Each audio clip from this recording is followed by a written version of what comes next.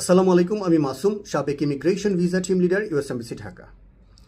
American immigrant visa প্রক্রিয়াকরণের উপর যে স্থগিতাদেশ দিয়েছিল ট্রাম্প প্রশাসন, তার বিরুদ্ধে, ট্রাম্প প্রশাসনের বিরুদ্ধে সেটি বাতিল চেয়ে মামলা করা হয়েছে ম্যানহাটনের ফেডারেল কোর্টে। এই নিউজটি এসেছে 2 ফেব্রুয়ারি 2026 বাংলাদেশ সময় আনুমানিক রাত 10টায়। এখানে যেটি ঘটেছে সেটি হচ্ছে একদল মানবাধিকার সংগঠন, তারা ইউএস ডিপার্টমেন্ট অফ স্টেট অর্থাৎ পররাষ্ট্র দপ্তরের বিরুদ্ধে মামলা করেছেন, যাতে করে এই যে ভিসা পজ দেওয়া হয়েছে এই ভিসা পজটি বাতিল করা হয়।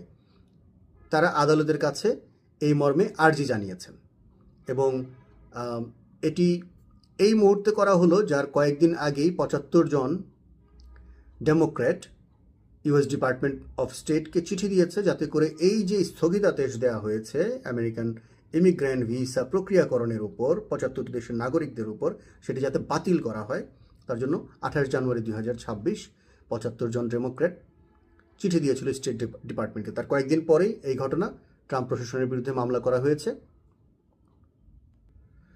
এই মামলায় যুক্তি দেওয়া হয়েছে যে এটি বহু বছর ধরে, দশকের পর দশক ধরে প্রতিষ্ঠিত আমেরিকান ইমিগ্রেশন যে আইন আছে সে আইনকে লঙ্ঘন করা হয়েছে এবং এই স্থগিতাদেশকে ব্লক করার জন্য আদালতের কাছে আর্জি জানানো হয়েছে এই মানবাধিকার সংগঠনগুলোর পক্ষ থেকে এবং অন্যান্য অনেক আমেরিকান নাগরিকদের পক্ষ থেকে, যে সকল নাগরিকরা তাদের পরিবার থেকে বিচ্ছিন্ন।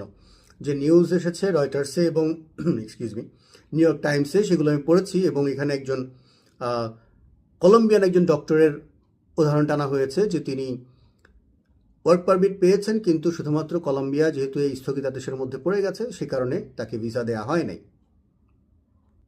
যে কারণে 75টি দেশের নাগরিকদের উপর স্থগিতাদেশ দেওয়া হয়েছে যে তারা আমেরিকাতে অভিবাসন নিয়ে আসেন এবং এসে বিভিন্ন কারণে আমেরিকান সরকারের উপর পাবলিক চার্জ হয়ে বসেন, অর্থাৎ আমেরিকান সরকারের বিভিন্ন সুবিধাদি ভোগ করেন।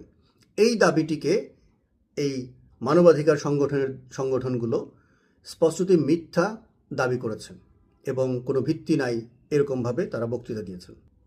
কাজেই এই স্থগিতাদেশের বিষয়টি এখন আদালতে চলে গিয়েছে। আদালত থেকে পরবর্তী যে কার্যক্রমগুলো হয়, যে নিউজগুলো আসবে, সেগুলো আমি ফলো আপ করবো এবং টাইম টু টাইম আপনাদেরকে আপডেট জানানোর চেষ্টা করব। যদি স্থগিতাদেশ বাতিল হয় সেটি আমরা জানতে পারবো এবং আপনাদেরকে সবাইকে জানাবো। এখন পর্যন্ত এই ছিল নিউজ যে এই স্থগিতাদেশ বাতিল চেয়ে আদালতে ট্রাম্প প্রশাসনের বিরুদ্ধে, ইউএস ডিপার্টমেন্ট অফ স্টেটের বিরুদ্ধে মামলা করা হয়েছে। ধন্যবাদ ভিডিওটি দেখার জন্য। কনসালটেশন প্রয়োজন হলে ভিডিও টাইটেল দেওয়া হোয়াটসঅ্যাপ নাম্বারে টেক্সট করুন। আসসালাম।